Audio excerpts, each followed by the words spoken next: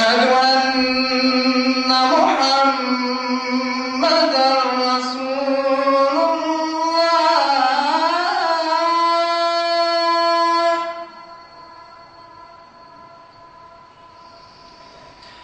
أشهد أن محمدًا رسول الله.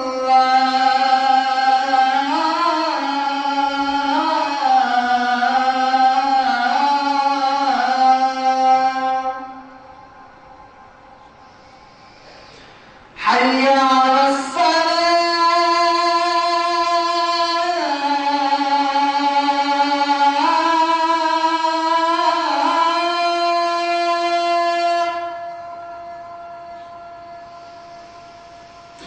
حي على الصلاة.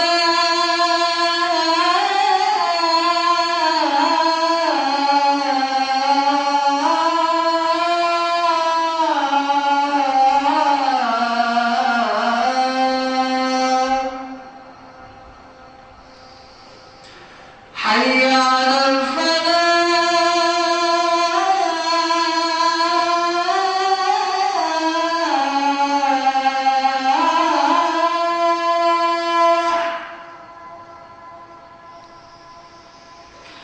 حي على الفلاح.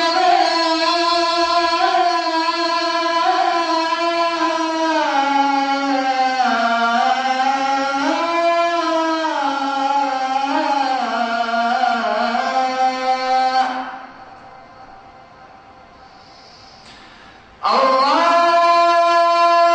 أكبر الله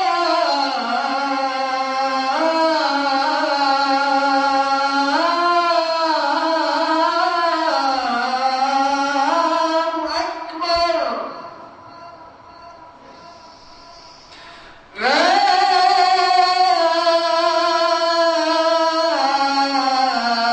إله إلا الله.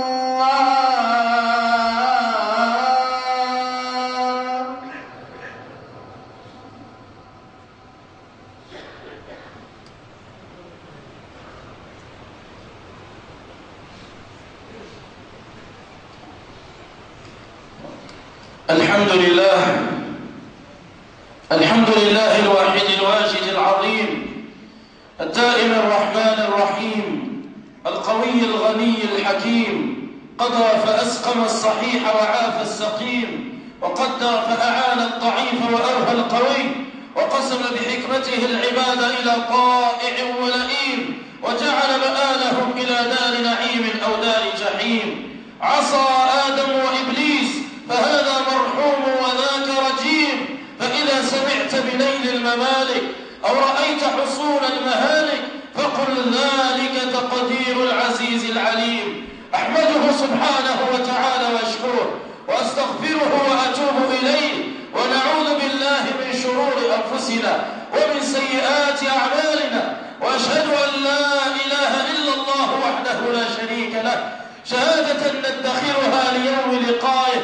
وأشهد أن سيدنا وحبيبنا وقائدنا وقدوتنا ومعلمنا ومربينا محمدا عبد الله ورسوله وصفيه من بين خلقه وحبيبه. أبهى من البدر في ليل التمام وقل أسخى من البحر بل أرصى من العلم. أصفى من الشمس في نطق وموعظة أمضى من السيف في حكم وفي حكم. بنور هديك كحلنا محاجرنا لما كتبنا حروفا صغتها بدم. من نحن قبلك إلا نقطة غرقت في اليم بل دمعة خرصاء في القدم.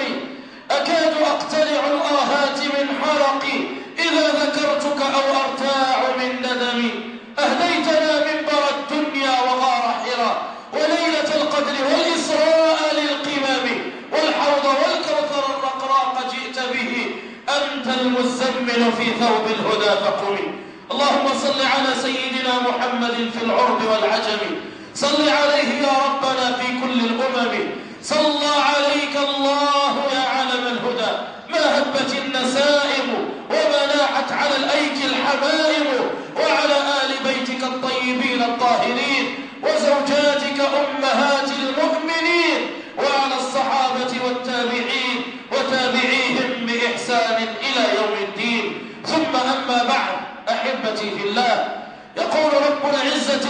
سبحانه وتعالى: ومن الناس من يشتري لهو الحديث بغير علم ليضل عن سبيل الله فيتخذها هزوا أولئك لهم عذاب مهين. ومن الناس من يشتري لهو الحديث، يشتري لهو الحديث.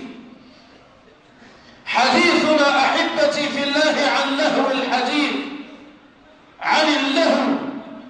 ما هو اللهو؟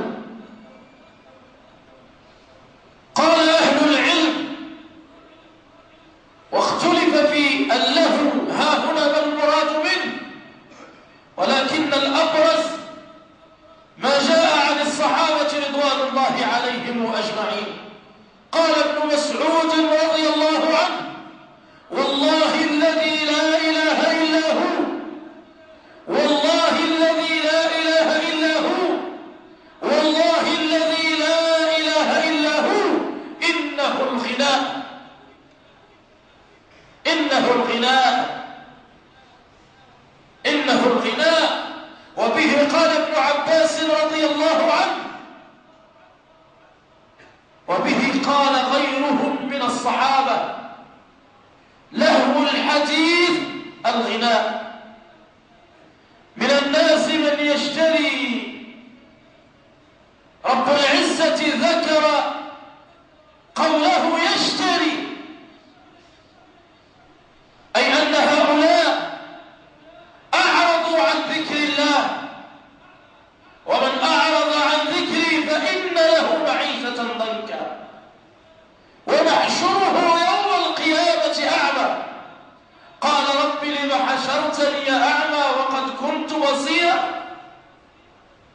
قال: كذلك أتتك آياتنا فنسيتها وكذلك اليوم تنسى.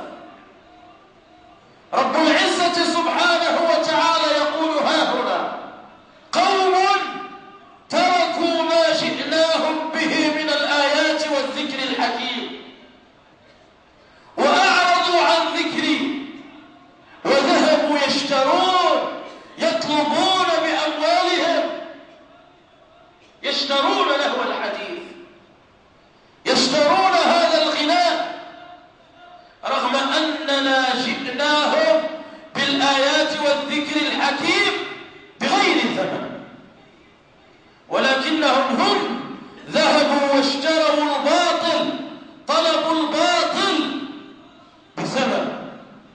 فذكر كلمة يشتري حتى يبين لك أنك تركت الحق وذهبت للباطل وطلبته، فكان الطلب منك ولم يأتك هو طواعية.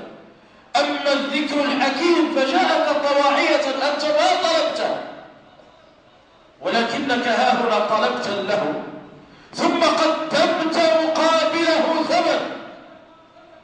ونحن ما طلبنا منك ثمنا، لا نطلب، لا نرجو منكم جزاء ولا شكورا، ما طلبنا منك ثمنا، ثم تعلم أنه باطل.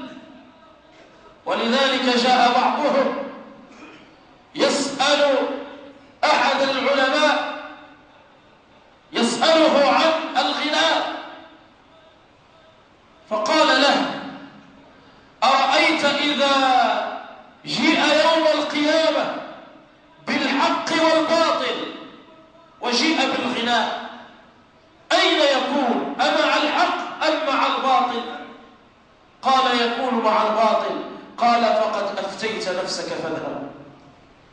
إذن هو باطل، لا حاجة لأن تفتى فيه. ولذلك قال الفضيل بن عياض رحمة الله عليه: الغناء رقية الزنا، الغناء رقية الزنا. ولذلك جيء في زماننا هذا فنسمع أحدهم قد يقول: الغناء حلال، والحلال ما أحله الله، والحرام ما حرمه الله. ولا ندخل في باب الخلاف في هذا، ولكن حتى نكون واضحين، كل لهو ولذلك جاء بعض أهل العلم والمفسرين فقالوا أن اللهو هاهنا المراد هو كل ما يلهوك يشغلك عن طاعة الله عز وجل، ولو كان في غير وقت طاعة الله عز وجل ليس بلهو. مثلا أذن المؤذن للصلاة وأنت في عملك، في متجرك، في مكتبك، في شغلك. شغلك ليس حرام، العمل عبادة كما قال عليه الصلاة والسلام، ولكن إذا كان وقت عملك ومكثت في عملك والأذان يؤذن وقت الصلاة فإنه قد صار عملك حراما، صار لهوا.